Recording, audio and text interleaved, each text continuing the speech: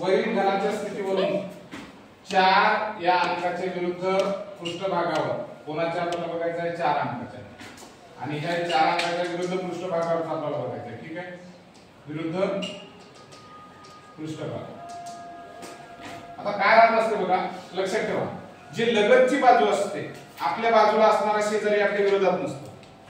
आपल्या बाजूला असणारा शेजारी जो असतो तो विरोधात आहे म्हणतो का आपण. विरोधात कोणता असतो, तो समोर आहे. समोर आहे तोच विरोध आपला ना. आता बघा इकडं हे 4चे जर कोपरे आपण बघितले, 4ची ही बाउंड्री आहे, याला लागून असणारी विरोधात नसते, रीतीला भीता द्यायची ते त्याच्या विरोधात नव्हतं. मग आता आपण बघूया हे 4चा अंक आहे. ठीक आहे, हे काय झाला आपला 4.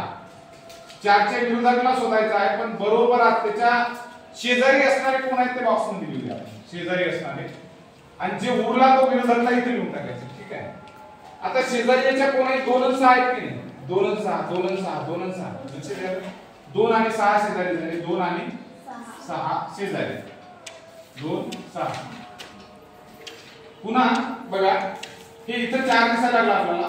शेजारी त्याचे 5 1 5 1 बरोबर, 1 आणि 5 शेजारी झाला.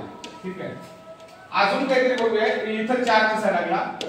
अजून त्याच्या शेजारी 1 6 1 6 या 1 6 1 इथं आला आपल्याला 6 इथं आला. काय करायची गरज नाही.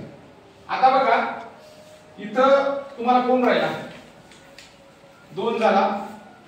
इथं कोण आहे, इथं याच्यामध्ये काय आला आपल्या याच्यात इमेज मध्ये बघा कट झाली ती इमेज 6 आहे.